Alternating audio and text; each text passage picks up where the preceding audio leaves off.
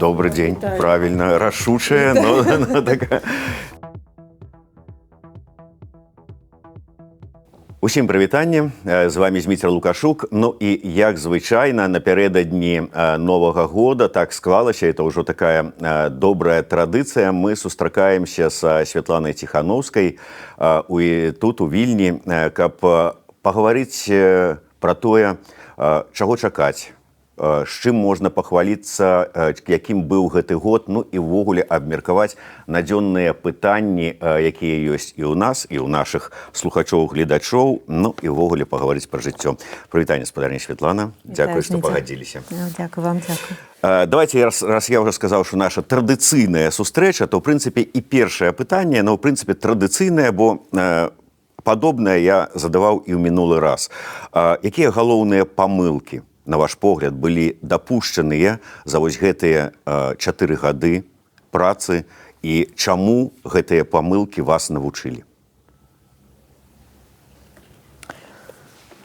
Ну так, за 4 гады, ведаеце, што можна, не ведаю, назваць памылкай тое, што мы недаацанілі ўзровень гвалту з боку рэжыма. Тое, што мы не змаглі перацягнуць шмат не ведаю, сілавікоў, дзяржаўных працоўных на наш бок. Тое, што, можа, нашы міжнародныя структуры, інстытуты нешта не дапрацавалі, не адрэагавалі ў момант. З боку Дэмсіл, можа, былі таксама нейкія тактычныя памылкі. Але я думаю, што хто не робіць, то той памылак не робіць, так? І таму у нас, увогуле, такая сітуацыя за гэтыя 4 гады, яна унікальная. Мы, насамрэч, шмат чаго дасягнулі, можа, маглі б больш, можа, увогуле маглі б нічога не дасягнуць. То бок, ты не можаш у момант, калі ты нешта прадпрымаеш, думаць, гэта будзе памылкова ці не памылкова. Трэба нешта рабіць, трэба прымаць рашэнні, ты гэта робіш. Конечно, можна глядзецца назад. Я думаю, што шмат, можа, людзей скажа, што вось у 2020 годзе мы там больш рашучымі, напрыклад, не былі ў пэўным сэнсе гэтага слова, але, значыць, не былі людзі да гэтага гатовы. Не можна казаць, што гэта была памылка. Ці там у 21 годзе так усе настойвалі, што і пра інаўгурацыю, што трэба там інстытуты рабіць дэмакратычныя. Я адцягвала, бо мне здавалася, што вось мы вернемся. Памылка гэта была ці не памылка, што мы так ужо там у 22 годзе запозна зрабілі аб'яднаны-пераходны кабінет і канцылярат. Дарэчы, можна я пераб'ю? Гэта ўсё ж такі наконт інаўгурацыі, адмовы ад яе. Гэта было ваше асабістае рашэнне? Маё асабістае рашэнне.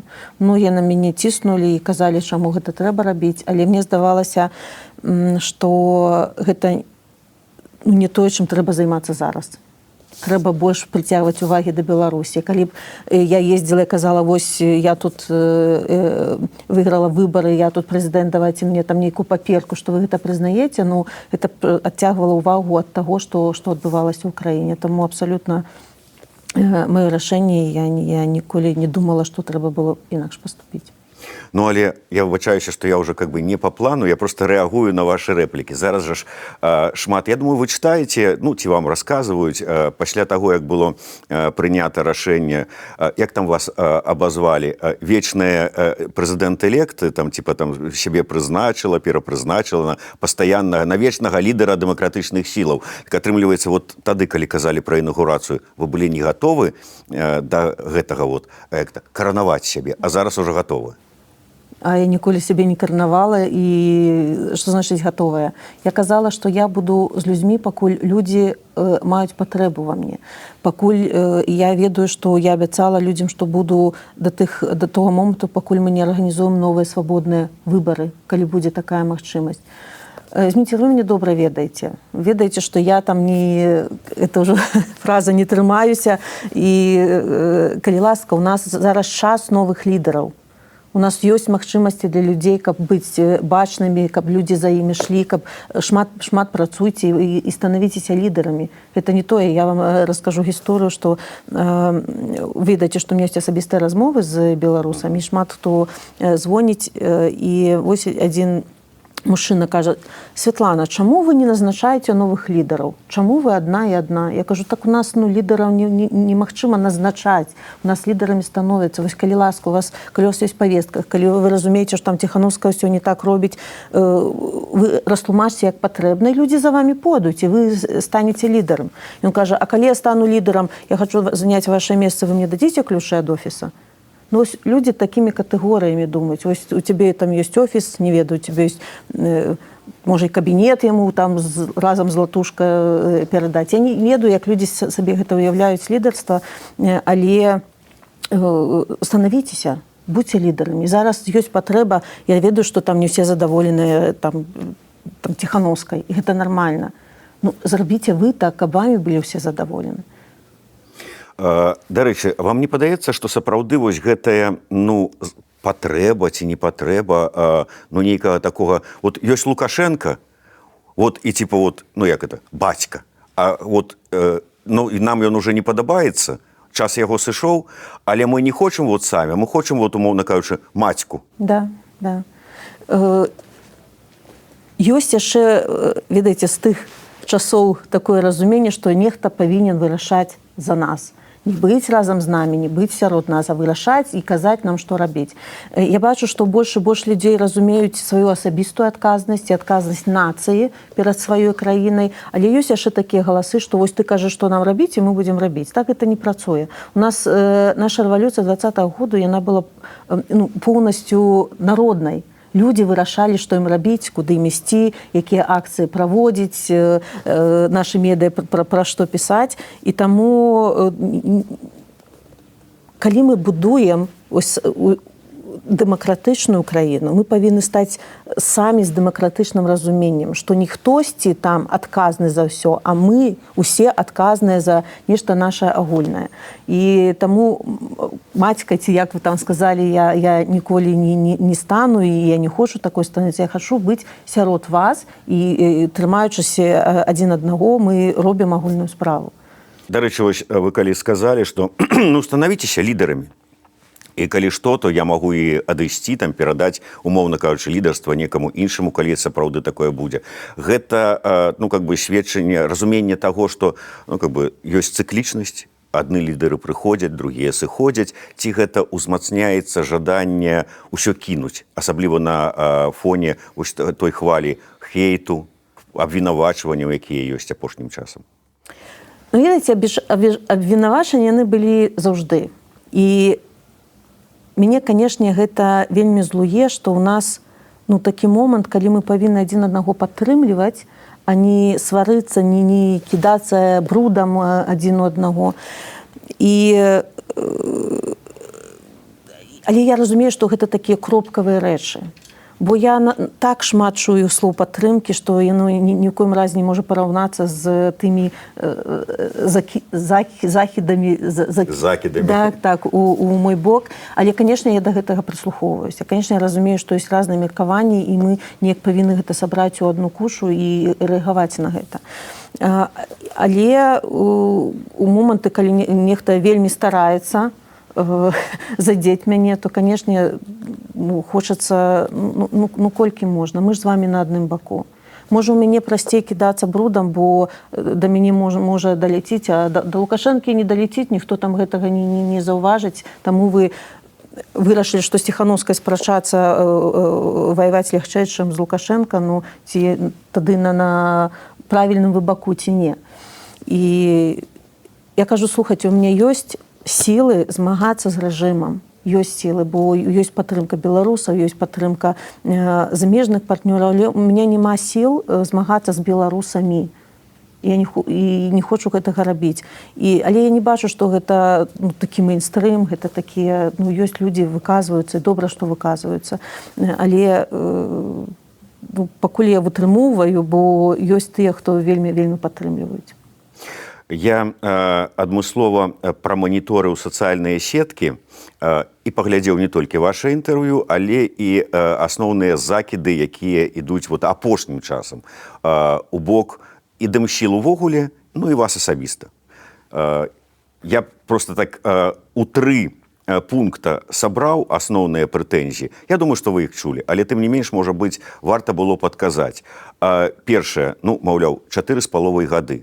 А чаго, ну і так і пішуць в асноўным, а чаго вот вы Ціхановская дасягнулі? Што вы зрабілі па выніку гэтых 4 гадоў для нас, для беларусаў? Ну, найперш апошнім часам пішуць, найперш для тых, хто ў Беларусі знаходзіцца. Ведаеце, я думаю, што калі б не праца Дэмсіл, насамрэч, то пра Беларусь ужо забыліся б даўным-даўно. Я маю на ўвазе замежнікаў. Мы ж дапамогі ад замежнікаў чакаем, так? Мы, конечно, шмат вельмі самі робім, але глядзім у сторону захада, чым вы нам дапаможаце. І у 22-м годзе Беларусь стала бы краінай суагрэсарам, і ніхто б там ужо не раздзяляў рэжым Лукашэнкі і краіну, клалі бы ў адзін кошык і разам з Расіяй, там бы і былі. І не было б гэтай увагі нашай краіны, не было б увагі да нацыянальнага адраджэння. Упершыню, можа, вы мне, конечно, паправіце, мне здаецца, што так шмат пра культуру і беларускасць там у Бундестагу ці ў іншых урадах ці у іншых урадах не гучала, так? І тое, што мы пабудавалі інстытуты, тое, што мы падтрымліваем гонар і годнасць беларусаў на міжнароднай арэне.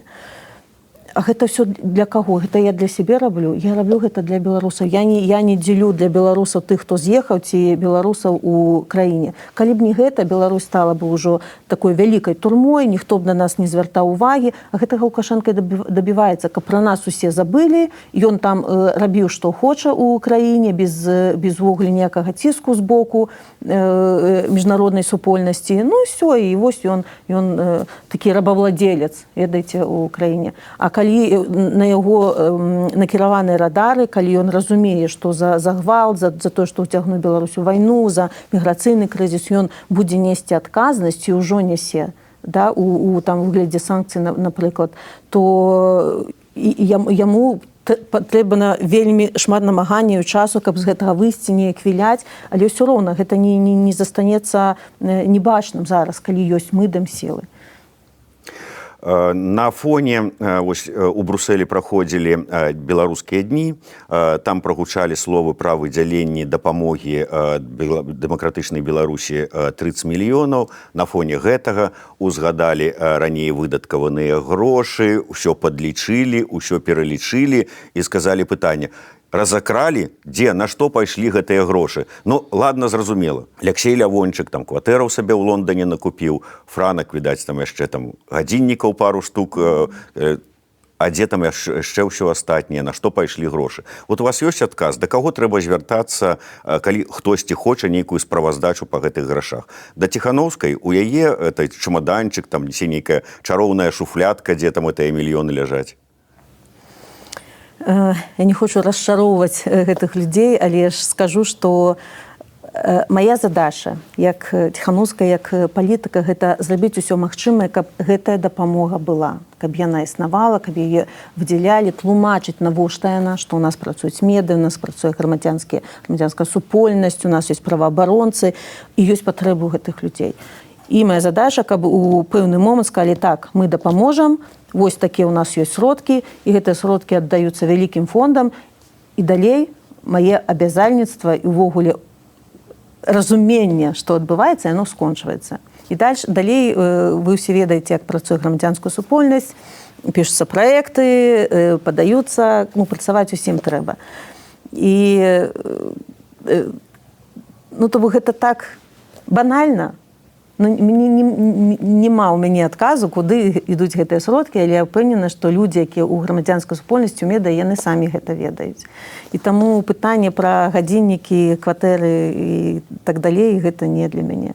Я вельмі рада, вось, ведаеце, задаюць людзі пытанні пра 30 мільёнаў, там яшчэ, а ніхто не разумее, колькі патрэбна было, каб зрабіць тыдзень Беларусі ў Брусэлі. Беспрэцэдэнтна. Такога ніколі не было, калі ўсе вочы ў Брусэлі накіраваныя на Беларусь. Вось гэта таксама дасягненне, але гэтага ніхто не бачыць. Грошы, грошы, грошы. Ну мы што, забыліся, пра што мы тут? Усе сабраліся. Ну, яшчэ адна тэма. Я ведаю, што яна ад вас не вельмі прыемная, але ў чарговы раз гэта з 2020 года яна перыядычна ўсплывае. Узнікаюць пытанні наконт таго, што усе тыя лідары, там, типа, удзельнікі кампаніі 2020 года, яны ў той ці іншай ступені былі там ці прарасійскія, ці стаўленікі, хтосьці прарасійскі, хтосьці стаўленік, хтосьці агент, хтосьці яшчэ невядома што. І кажуць, вот мы бы ўсё зразумелі, калі б мы валодалі інфармацыяй, калі б мы даведаліся, што ж там ўсё ж такі адбылося ў кабінеце ў Ярмошынай, то мы, можа быць, па-іншаму б ставіліся да гэтага пытання. Я задаваў вам некалі гэтае пытанне. Вы сказалі, яшчэ не час. Яшчэ не час?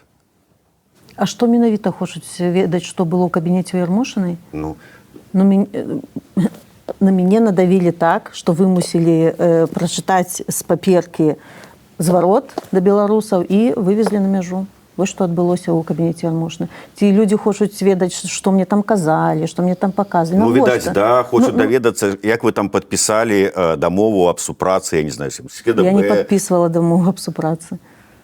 Ну, я не ведаю, што людзі хочуць і на што гэта паўплывае.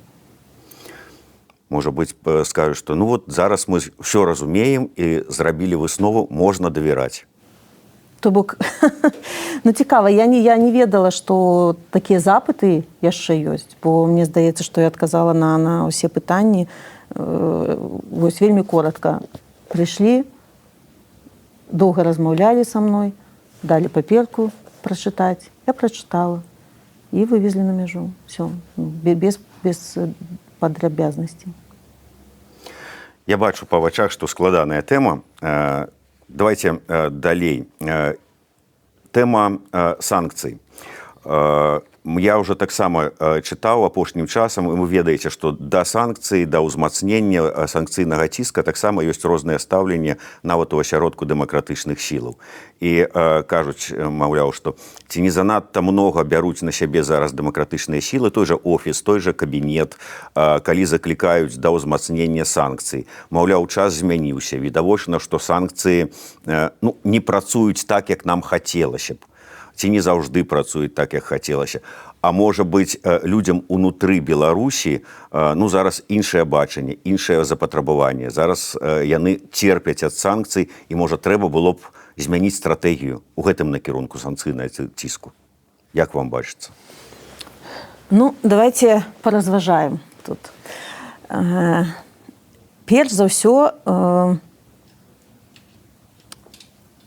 змяніць свае адносіны да санкцый павінны не дэмакратычныя сілы, а рэжым Лукашэнкі. Бо хто накладае санкцыі на беларусаў і Беларусь? Рэжым Лукашэнкі. За гвалт, за ўцягненне Беларусь у вайну, за тое, што адпраўлялі сотні тысяч мігрантаў на мяжы, за угон самалёту, за тое, што дзяцей вывозяць з акупаваных тэрыторый Украіны. Вось за гэта санкцыі. Ніхто больш, чым за Лукашэнка, не ведае, як гэтыя санкцыі сняць. Спыніце гвалт, выведзіце Беларусь з вайны, дамовіцеся з беларусамі пра новыя выбары, адсуньце мігрантаў ад мяжы. Вось гэтыя крокі, якія павінны быць зроблены, каб санкцыі былі знятыя. Што тычыцца нашых заклікаў? Мы заклікаем, каб накладвалі санкцыі за тое, што робіць рэжым з людзьмі. Гэтыя санкцыі тычацца перш за ўсё асобаў. Гэта суддзі, гэта пракуроры і все тыя, хто катуе і катаваў беларусаў. Гэта такія кропкавыя санкцыі, яны ніяк не ўплываюць на лёс, на жыццё беларусаў. Што тычыцца санкцыі астатніх, гэта перш за ўсё санкцыі супраць кашалькоў Лукашэнкі. таксама терпяць лукашысты, терпяць тыя бізнесмены вялікія, хто вакруг Лукашэнкі, терпяць яго кішэні. Таксама, здаецца, не ўплывае гэта ніяк на людзей. Калі вы мне некія доказы прывядзеце, як вось гэтыя санкцыі наўпрост уплываюць на абычна звычайнага чалавека, тады я з гэтым магу пагадзіцца. Бо гэта такія словы, вось санкцыі ўплываюць на людзей. Мы павінны разумець, што вельмі шмат абмежаванняў на людзей накладвае сам Лукашенко. Імпарт забаронены, вельмі шматлікіх рэчаў, там медыкаментаў. Гэта санкцыі замежныя вінаватыя? Не. Это ўсё робіць Лукашенко сваімі рукамі. Тое, што там дапамагае у вайне Расіі, да? І за гэта накладваюцца санкцыі. Ну так а што, давайте мы тады спынім і ціск на Пуціна, ён спыніць вайну за гэтуль? Не. Калі спыніць ціск на Лукашенка, ён вызваліць усіх палітвязняў, я вельмі сумняюся, а навошта яму тады гэта? Я думаю, што зараз недастаткова ціску, каб змяніць паводзіны Лукашэнкі. Недастаткова. І мы лаб'ём за тое, каб людзі ў рэжыме разумелі, што яны будуць плаціць цану за кожнага пасаджанага чалавека, за кожную закатаваную жанчыну, за кожнага забітага ўкраінца, яны будуць плаціць цану. Я, напрыклад, лічу, што я не краважадная там, да? Але я разумею, што недахоп ціску выклікае вось гэтую больш брутальную сітуацыю ў Украіне і ва Украіне. Сударыня Святлана, ну это мы разумеем. Вот мы з вами, людзі, якія, может быть, цікавяцца палітыкай. Як працуе логіка звычайнага чалавека? Вот яму трэба віза, умоўна кажучы, там, атрымаць у Еўропу, а ён гэтую візу не можа атрымаць за розных прычынаў. Ён думае, што это ж вот Лукашенко за то, што ён устроіў міграцыйны крызіс, гэта ён вінаваты, таму у мяне праблема з візамі. Не, яны кажуць, што это вось Латушка з Ціханаўскай заклікаюць да ўзмацнення санкцый, там іх слухаюць, вводзяць санкцыі, я не атрымліваю візу, гэта яны вінаваты. Но зноў жа няма ніводнага дакумента, дзе мы ніводнага дакумента, дзе накладзены санкцыі на візы. Я разумею, што людзі звязваюць несувязальныя рэчы паміж сабой. Тут, конечно, трэба, віза гэта вельмі балючае пытанне, я гэта разумею, але тут таксама трэба патлумачыць, што мы заўжды просім замежныя ўрады, каб дасылалі больш дыпламатаў у Менск, у консульскіх супрацоўнікаў у Беларусь, каб была тэхнічная магчымасць выдаваць больш візаў. І што вы думаеце, Лукашенко яго рэжым не акрэдытуе гэтых людзей? То бок зноў гэта не віна нашых замежных партнёраў, гэта зноў віна рэжыму. Гэта рэжым хоча, каб жылося вам цяжэй, каб вы не маглі выехаць з Беларусі. І, канешне, прапаганда шмат працуе на тым, каб расказаць, даказаць, паказаць, што гэта ўсё віна дэмакратычнага руху, дэмакратычных сіл ці замежных партнёраў. Ну, канешне, так. Але я вельмі спадзяюся, не спадзяюся, упэўненая, што ўсё-такі разумнейшых людзей у Беларусі больш. Больш людзей, якія глядзяць, маюць доступ да свабодных медыя. І у свабодных медыя выступаюць эксперты, якія тлумачаць, чаму так адбываецца. Людзі разумеюць. Канешне, гэта не робіць іх жыццё лягчэйшым, так?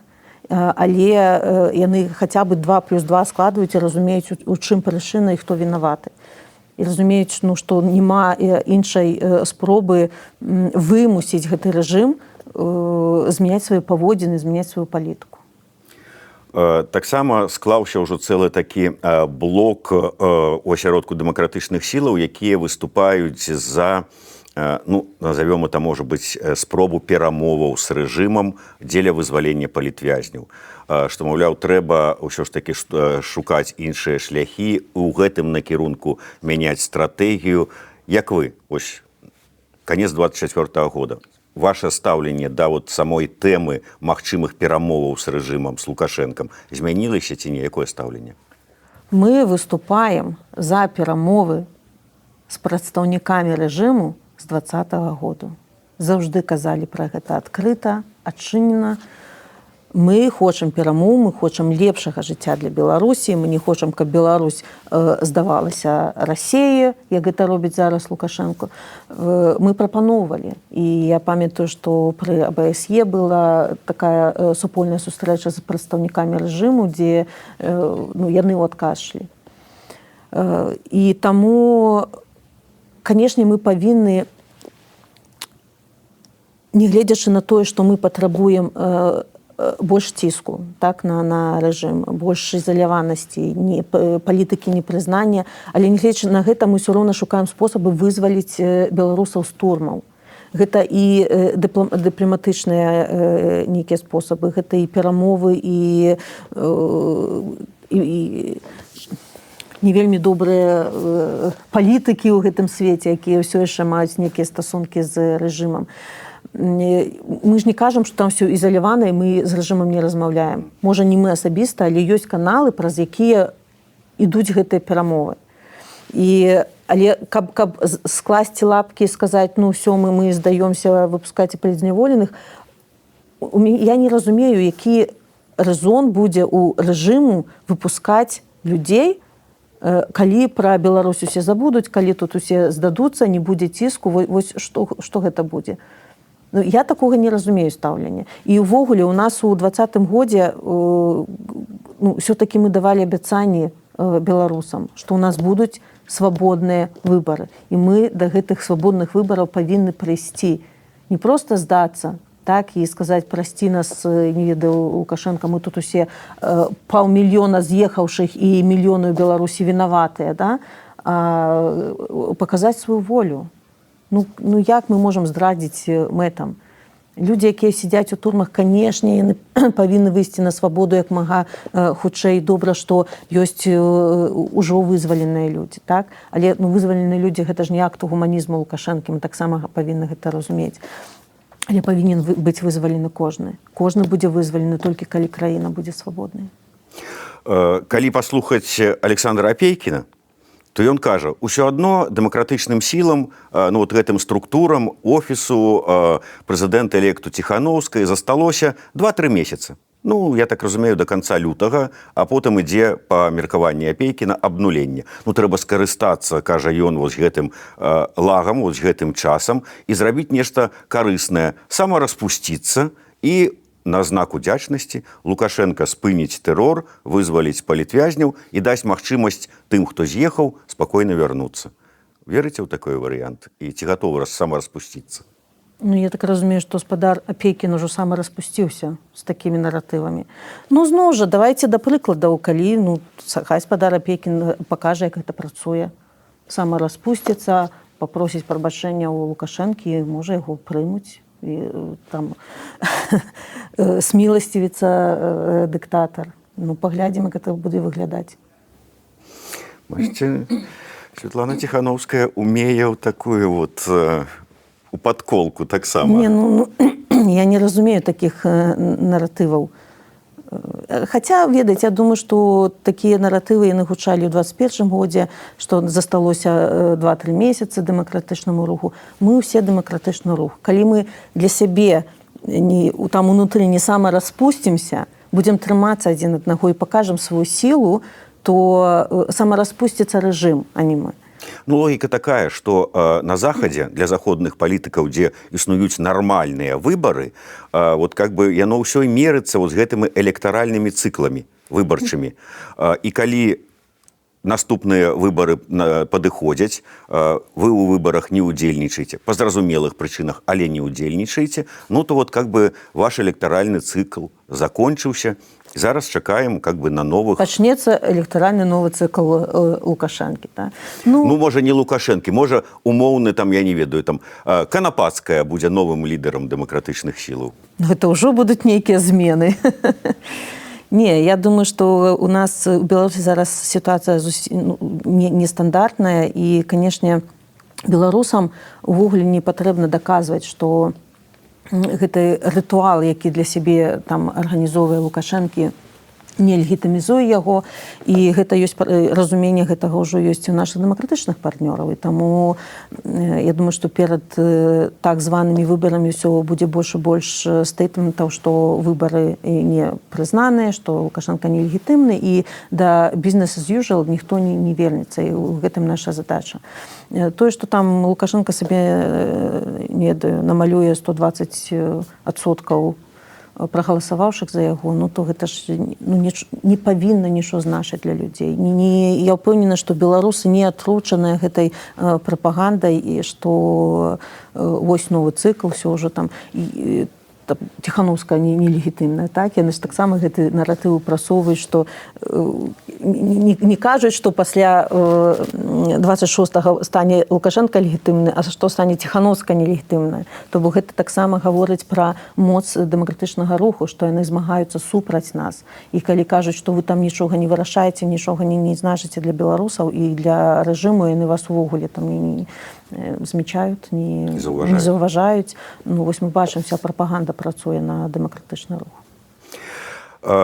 Пытанне таксама вельмі такое, можа быць, асабістае, але і не асабістае ў тым ліку. Ось вы пастаянна ходзіце з тэчкай, дзе партрэт вашага мужа. Вы на сустрэчах узгадваеце пра тое, колькі ён знаходіцца ў стане інкамунікада. Вы казалі пра тое, што нават не ведаеце, не перакананыя на 100% жывы ён ці не жывы.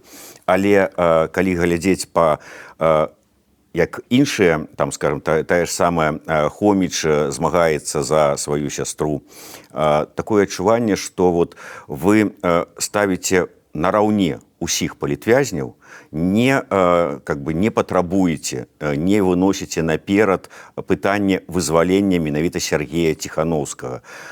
Я разумею вашу пазіцыю ў гэтым сэнсе, і яна можа быць правільнай, але як вы тлумачыце гэта дзецям сваім? Чаму маці не ходзіць і перш за ўсё не грукае ва ўсе дзверы і не патрабуе вызвалення найперш менавіта Сергея Тихановскага? І вы разумееце, Зміцер, і я думаю, што ўсім зразумела, што Сергей гэта, канешне, мой асабісты боль, і я заўжды трымаю гэты боль у сябе, але як я магу ставіць асабістае вышэй за агульнае, вышэй за ўсіх палітвязняў. І я разумею, што павінны быць вызвалены ўсе людзі. Я не магу быць адвакатам аднаго чалавека. Ну, для мяне гэта проста непрымальна. І ніколі там ні ў адной сваёй заяве не гучаў адзін Сергей. Ён можа быць паміж усімі, яго гісторыю згадваю, канешне, каб не забываліся, але гэта паміж астатнімі людзьмі, бо роля кожнага, хто трапіў за краты, яна такая ж гераічная і асабістая. І вы ведаеце, што мне ніколі не даводзілася гэта тлумачыць дзецям, бо мне здаецца, што яны разумеюць, што я зараз не проста жонка свайго мужа, не проста іх маці. Я выконваю трохі шырэйшую і большую ролю. І яны ведаюць, што не адзін тата ў турме, а шмат людзей.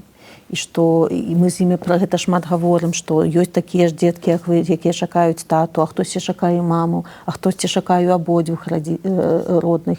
Я кажу, што кожны чалавек змагаецца за тое, каб вызвалілі ўсіх. І ваша мама у тым ліку, яны гэта разумеюць. І, конечно, тата для іх таксама асабістая боль, але вось такіх пытанняў, чаму толькі там за тату не змагаешся, ніколі не стаяла. Ну, у той же час, калі вы там збіраеце, ну і, напрыклад, вот як вы расказвалі, пісалі разам з дзецьмі ліст тату ў турму.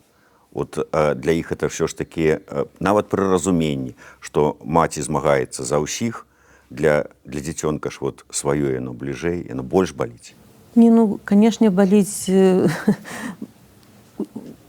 У кожнага баліць бліжэй за сваё. І мае ж дзеці пішуць лісты тату, яны памятаюць яго і плачуць за яго. Але ж, ну, зноў жа, можа, я іх васпітваю так, як мяне васпітвалі, выхоўвалі, што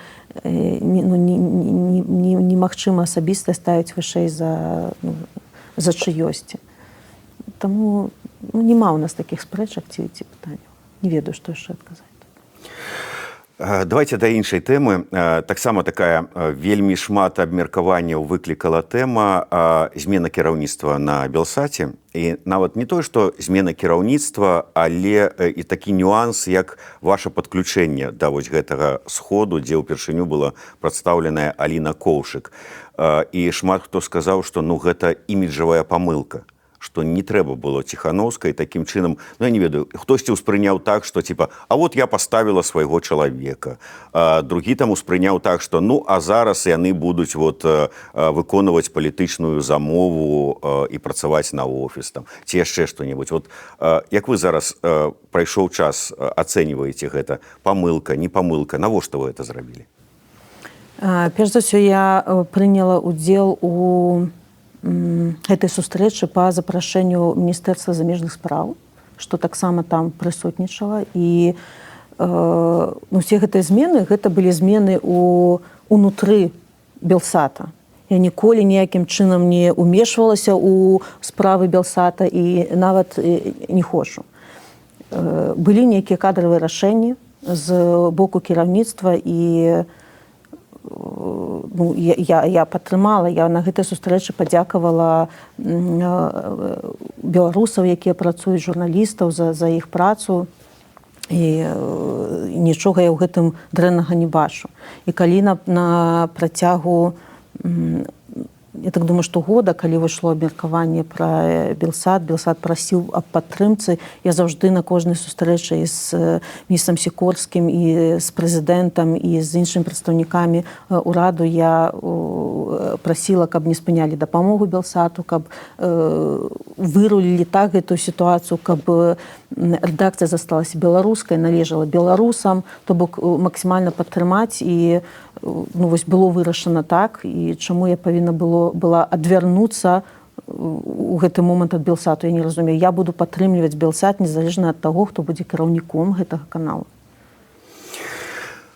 Я таксама так успрыняў, хаця шмат хто лічыць, што не трэба было вам так гэта рабіць, маўляў, прадэманстравалі не тое, што сваю падтрымку, а некую сваю увязанасць у гэтую сітуацыю. Я падтрымала Белсат як канал, падтрымала журналістаў, якія там працуюць. Это не ўмешальніцтва, не дай Бог, я там буду ўмешвацца ў працу ўвогуле нейкіх медыяў. Всё, Аліна стала кіраўнічкай Белсату, яна ўвогуле не мае там ужо дачынення да нейкіх палітычных рашэнняў. Гэта ёсць фаервол, і яна гэта разумее, мы гэта разумеем. Значит, свае тэксты на рэцэнзію Ціханаўскай журналісты Белсата прысылаць не будуць. Не хвалюйцеся, палітычнай цэнзуры ўводзіцца не будзе з боку офіса. Якія ніколі не было. Гэта я паспрабаваў пажартаваць. А я ўсё сур'ёзна. Спадарня Святлана, я глядзеў некалькі вашых апошніх інтэрв'ю і звярнуў увагу на тое, што вы расказваеце, што падчас сваіх шматлікіх сустрэчаў з еўрапейскімі, не толькі еўрапейскімі лідарамі, кажаце пра неабходнасць надання Украіне ўсёй магчымай зброі. Мне падаецца, што яшчэ паўгады таму, можа я памыляюся, прынамсі год дакладна, у вас такой рыторыкі не было. Што змянілася? Чаму пра зброю пачаліся размовы? Таму што мы бачым зараз вялікі недахоп дапамогі Украіне менавіта зброяй. Бо калі пра гэта не казала, то у той момант, напэўна, і ЗША, і ўсе краіны развязу дапамагалі як маглі Украіне. Заўжды там было недастаткова, але хаця б пастаўкі ішлі. А зараз мы бачым, што такое непаразуменне, што адбываецца в Украіне. Будзе дапамога, не будзе. Там здадуць Украіну ці не здадуць. Там Трамп прыйшоў. Усе гэтыя плёткі, яны пануюць. І, канешне, для мяне вельмі важна падтрымаць палітычна Украіну і украінцаў. Бо яны змагаюцца не толькі за сябе, яны змагаюцца таксама і за нас. Бо тое вакно магчымасцей, пра якое мы так шмат гаворым у Беларусі, яно вельмі моцна звязана з тым, як які будзе вынік гэтай вайны ва ўкраіне. І таму наш голас, паверце, вельмі важны для украінцаў, хаця можа так казацца, што яны там вельмі асцярожныя з намі. Конечно, асцярожна, у іх вайна, у іх руйнуюць гарады, але колькі я чула слоў падзякі за тое, што мы лабіюем, за тое, што мы адвакатуем, за тое, што мы гаворым пра Украіну, ім гэта вельмі важна. І, канешне, я гэта расказваю нашым замежным партнёрам у кантэксце таго, што ў кантэксце Украіны яны павінны перамагчы, але не трэба забывацца пра Беларусь. Украіна зараз у цэнтры ў нашым рэгіёне, гэта абсалютна падтрымліваю, але не забывайцеся пра стратэгічнае значэнне Беларусі, што калі мы ўсе разам дапаможам Украіне перамагчы і забудземся на Беларусь, то яна адыдзе ў рукі Расіі і ніколі не будзе ні міру, ні спакою, ні ва ўкраіне, ні ва ўсім рэгіёне. І таму трэба дапамагчы беларусам выратаваць Беларусь сумесна разам з Украінай. То бок, такая звязка з Беларусю, яна вельмі важная, каб для разумення замежных партнёраў, бо вельмі часта ужо не, але вось спачатку не разумелі, дзе Украіна, а дзе Беларусь, як яны ўзаемазвязаны, і чаму мы павінны ўвогуле думаць пра Беларусь у кантэксце Украіны. Там Лукашенко даў тэрыторыі, навошта падтрымліваць беларусаў у кантэксце Украіны. То такая была каша ў галовах, зараз усё зразумела. І вось мы вельмі шмат зараз кажам пра перамовы па Украіне, каб беларускі голас там гучаў, народны голас, не лукашэнкаўскі, канешне. Якім чынам?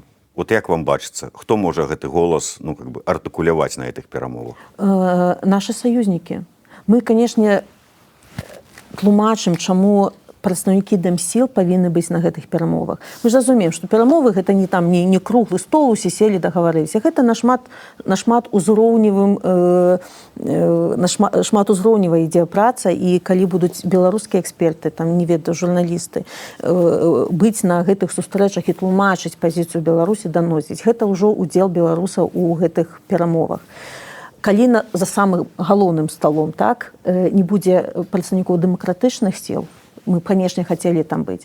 Наша задача, каб там не было лукашэнкаўскіх структур таксама, але тыя людзі, прадстаўнікі свабоднага свету, якія будуць як медыятары, як перамоўцы, каб там быў беларускі аспект з іх вуснаў, што вось мы Беларусь таксама павінны ўключыць, што патрабаванні, каб расійскія войскі былі выведзены не толькі з Украіны, але і з Беларусі, уключаючы ядзерную зброю, каб Расія не пасягала на суверэнітэт Беларусі. То бок гэта будуць дамоўнасці, перамовы, і мы працуем з нашымі саюзнікамі, каб яны былі нашым голасам. Я па ходу яшчэ адно пытанне ўзгадалася. Вы таксама кажаце ў сваіх інтэрв'ю, і сапраўды гэта ёсць так, што ёсць разуменне ў заходніх партнёраў, што беларусы гэта не раўно Лукашенка, што раздзяляюць. І я згодны. На высокім палітычным узроўні гэта разуменне ёсць, і гэта разуменне агучваюць вам падчас вашых сустрэч. Але калі браць пабытовы ўзровень, жыццёвы, чыноўнікаў на ўзроўні нейкіх, як там у Польшчы, ужондаў мясцовых адміністрацый, то такое адчуванне, што разумення гэтага няма. І з такімі сітуацыямі мы неаднаразова сутыкаліся. І ў Нямецчыне, калі чалавеку, які падаецца, кажуць: «Так з'ездзі ў Беларусі, памяняй паспарт. В чым праблемы?» Нема там ніякіх рэпрэсій. І ў Швецыі ад чыноўнікаў міграцыйных служб мы такое чуем, і ў іншых краінах, і ў той жа самай Літве.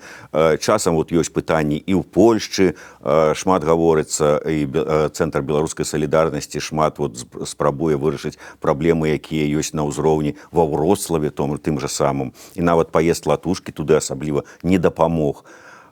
Як зрабіць? Вам бачыцца магчымасць ўсё ж такі выправіць гэтую сітуацыю?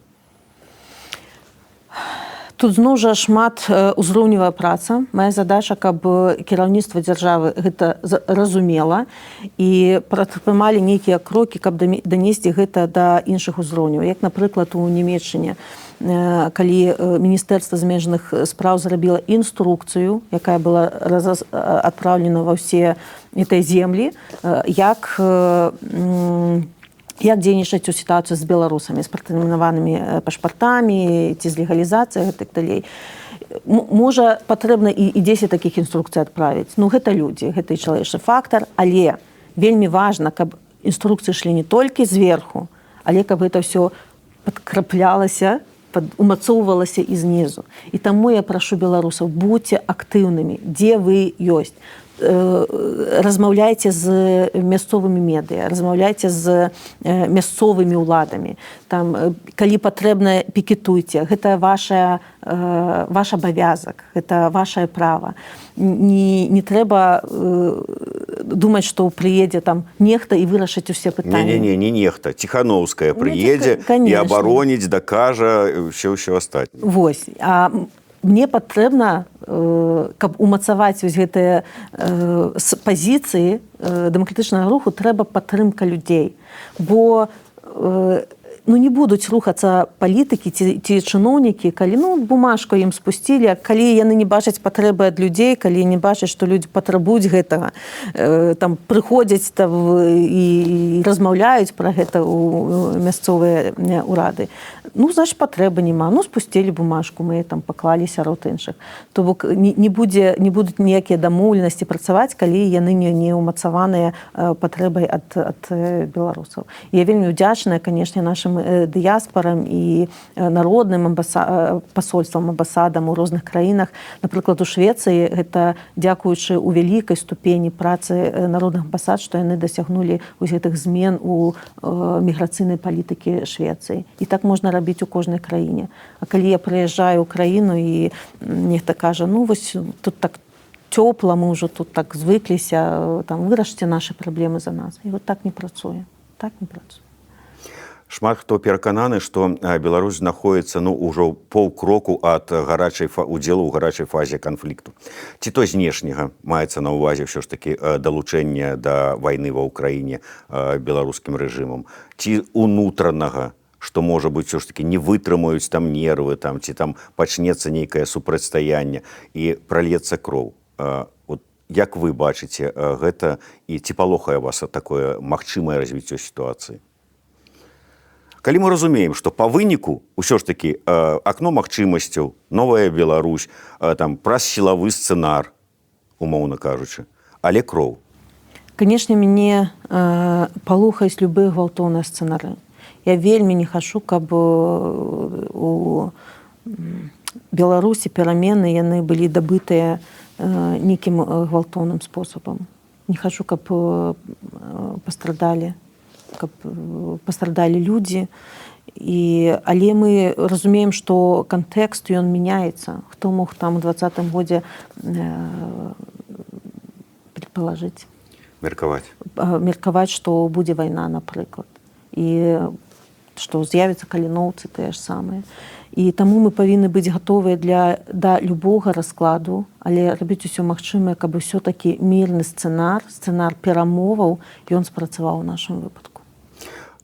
Якія ў вас асабіста, і, можа быць, у палітычнага крыла дэмакратычных сілаў сёння адносіны з і палком Каліноўскага, і з добраахвотнікамі ўвогуле? Вам не падаецца ўвогуле, што вы казалі пра зброю, неабходнасць надання зброі ўкраіны, што ўсё ж такі мілітарысцкай павесткі павінна быць больш у дэмакратычных сілаў? Можа, сваю мілітарысцкую павестку таксама фармаваць? У нас, як думаю, што ўсе бачыце, нашмат палепшыліся адносіны з палком Касця Каліноўскага і іншымі ваярамі ва ўкраіне. У нас зараз прадстаўнік у кабінеце, ён былы зам камандзіра палка Касця Каліноўскага. То бок гэты мосцік, ён існуе, мы камунікуем з кіраўніцтвам, і калі мае прадстаўнікі ва ўкраіне, то заўжды сустракаюцца, і добрыя нармальныя стасункі. І, канешне, у нашым узроўні мы таксама просім, каб дапамагалі у складзе дапамогі украінскай арміі, дапамагалі нашым ваярам у беларускім. І заўжды расказваем пра іх, пра тое, што яны ваююць не толькі за Украіну, за Беларусь, што яны наш гонар, што яны нашыя героі. І я заклікаю беларусаў, канешне, дапамагаць ваярам і ветэранам. Вельмі не хапае дапамогі вось гэтай. І гэта ваеннае крыло. І добра, што яно ёсць. Я пака не бачу магчымасці, як развіваць гэтае крыло, бо ёсць пэўныя абмежаванні ў гэтым накірунку, скажу так, дыпламатычна.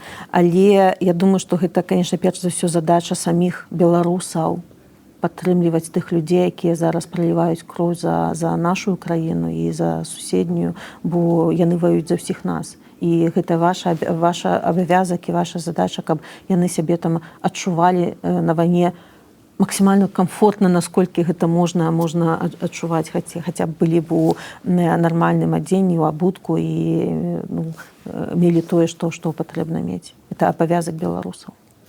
На жаль, у нас завяршаецца час, таму давайте, хоць у мяне і засталіся яшчэ, конечно, пытанні, але да наступнага раза, але на завяршэнне ўсё ж такі, я ведаю такое пытанне пра ўсё нібыта, але якім быў у вас 24-й год і калі казаць пра 25-й год, якое у вас бачанне, што нас чакае, да чаго б вы заклікалі беларусаў, асабліва на фоне гэтага выбарчага рытуала, які ў чарговы раз ладзіцца ў Беларусі? Гэта, вядома, будзе банальна сказаць, што там 24-й быў цяжкі, бо я заўжды сябе адчуваю такім, ведаеце, цеплавозам, не ведаю гэта па-беларускі, за якім такі доўгі, вельмі перагружаны цягнік, і гэта цягнік з выклікаў. І гэта вельмі цяжкая праца, але ж што у гэтага цеплавоза шмат рухавікоў унутры. Гэта і мая каманда, гэта і нашы праваабаронцы, гэта медыя, гэта нашы актывісты, беларуская дыаспара, беларусы ва ўкраіне. Я так удзячная за тое, што, нягледзячы на гвалт і рэпрэсіі ў краіне, ўсё роўно суполкі існуюць. Колькі я маю магчымасці размаўляць з беларусамі ўнутры краіны, яны там больш аптымістычныя, чым людзі, якія з'ехалі. Для мяне гэта вельмі натхняльна размаўляць з беларусамі, што толькі там нешта здараецца, так, мы тут, кажыце нам, што рабіць, мы ў падполлі, але мы ўсё бачым. Ведаеце, маўчанне для беларусаў ніколі не значыць згода. Гэта такой рэжым safe mode на дадзены момант, але паверце, калі будзе вось той пэўны момант і беларусы яго адчуюць, будзе паўтарэнне 20-го і нават больш. Чаму Лукашенка гэтага так і баіцца, чаму і рэпрэсіі ўзмацняюцца, чаму ён баіцца людзей у турмах. Гэта паказвае яго слабасць. Ён абсалютна не адчувае сябе ў бяспецы, мею віду палітычна у Беларусі. Не закатаваў людзей у асфальт. Як казаў Максім Знак, прараслі, бо бульба і працягваюць каласіцца нават пад гэтым асфальтам. Удзячная кожнаму, хто не складае рукі і працягвае барацьбу. Я думаю, што ў еднасці і ў прынцыповасці і паслядоўнасці наша сіла. І таму у 25-м годзе можа памяняцца кантэкст у сувязі з тым, што будзе адбывацца ва ўкраіне. Таму што вельмі шмат з гэтым звязана. І мы павінны быць гатовыя да магчымых перамоваў, да таго, што нешта будзе адбывацца, напрыклад, ва ўкраіне, у Расіі, у Беларусі. Мы не павінны толькі думаць, што вось там ад знешніх кантэкстаў залежыць тое, што адбудзецца ў Беларусі. У Беларусі можа успыхнуць гэтая зорачка, так, якая распаўсюдзіцца на бліжэйшай тэрыторыі, там, на той ж Расіі. І таму мяне не пужаюць увогуле гэтыя недавыбары, бо для мяне нічога не мяняецца, як не мяняецца і для беларусаў, бо зноў жа вярнуся к гэтаму пытанню, што там гэта лічба у пратаколах, яна не дасць беларусам заплюшыць вочы на тое, што адбывалася, і не зробіць там Лукашенку зноў бацькам усей Беларусі. Наша задача, каб мы ўзмацнялі сваю суб'ектнасць, узмацнялі суб'ектнасць дэмакратычнага руху, укараняліся ў еўрапейскіх структурах, бо ўсё-такі у нас мы павінны адчыняць больш еўрапейскіх перспектыў для Беларусі. Я не кажу, што будзе, напрыклад, жыццё станавіцца лягчэй, бо калі, ведаеце, нічога не адбываецца як бы такога вялікага ў Беларусі, то ўсе там могуць падумаць, ну што, там уже ўсё добра, там уже вось гвалт жа зараз нават прыкрываецца, што каб не дай Бог нічога не выйшла, задача медыяў, каб гэта падсвечаць бясконца. І таму нам бы не рассыпацца, нам бы вытрымаць, нам бы не зайсці вось да гэтых міжвідавых сварак, не перасварыцца ўнутры. Вось для мяне гэта асабліва балюча, калі людзі канцэнтруюцца на нейкіх такіх мелкіх спрэчках і забываюцца, забываюцца, пра што мы тут увогуле. Мэты нашы забываюць. Забываюцца пра людзей, якія ў турмах і ставяць там свае інтарэсы вышэй за людзей. Вось гэта для мяне балюча, але зноў жа я ведаю, што людзей, якія стойка стаяць, якія працягваюць барацьбу, іх нашмат больш. Я заклікаю перш за ўсё іх падтрымліваць адзін аднаго, давайце вытрымаем, давайце давядзем да канца, каб нашыя дзеці у іх не было б неабходнасці дарабляць нашу працу. І больш за то, я думаю, што нашыя дзеці, якія бачаць, як іх бацькі ахвяруюць сабой, сваім жыццём, каб набыць вось гэту свабоду для іх, яны будуць шанаваць тое, што маюць. Я вот маўчаў цэлую нашу размову, каб, як кажуць, не спугнуць. Я прыгадываю, калі мы мінулым годзе записывалі, і вы па-беларуску пачалі гаварыць, адказваць, весці інтэрв'ю, я так па сабе падумаў, вау, Ціханаўская перайшла на беларускую мову. Зараз я гляджу, вельмі выдатнае валоданне мовай, вельмі выдатнае такое адчуванне мовы. Там дробныя памылачкі, это такая драбяза. Беларускасць і тое, што сваё беларускае, яно сапраўды увайшло ў вашае сэрца, стала вам блізка, или это проста разуменне палітыка, што так трэба рабіць? Стала блізка. Я памятаю, што яшчэ 20-й, 21-й, нават 22-й, гэта была ўсё роўна такая спрэчка ўнутры мяне. Я была там яшчэ такой савецка-беларускім чалавекам. Гэта ж моя мова, я там размаўляла дома, ніхто мяне все разумелі. Але ты настолькі потым пачынаеш станавіцца часткай нацыі і разумееш, з чаго складаецца нацыя, што і ты разумееш, якую сілу мае мова. То бок гэта такое некае... Ось зноў забыла слова, але з ангельскай shift, такі... дапамажыце мне. Такі ось... не згадаю. Такое ось ўсё пераварочваецца ад разумення таго, што ты дасягнуў нейкай іншай ступені разумення сябе як часткай нечага большага, як часткай народа. Неяк так, можа... Але мова, культура — гэта тое, чаму я вучуся нанава, і мне вельмі падабаецца гэтаму вучыцца. Мне вельмі падабаецца вось гэта новае ощущение. Адчуванне, да. А мне падабаецца, як яна вучыцца і не саромеецца прасіць, каб выправілі яе пэўныя памылкі ці неведанне. Так і трэба. Дзякуй вялікі. Святлана Ціханаўская і Зміцер Лукашук былі для вас у гэтай праграме, у гэтым эфіры. Жыве Беларусь! Жыве вечна!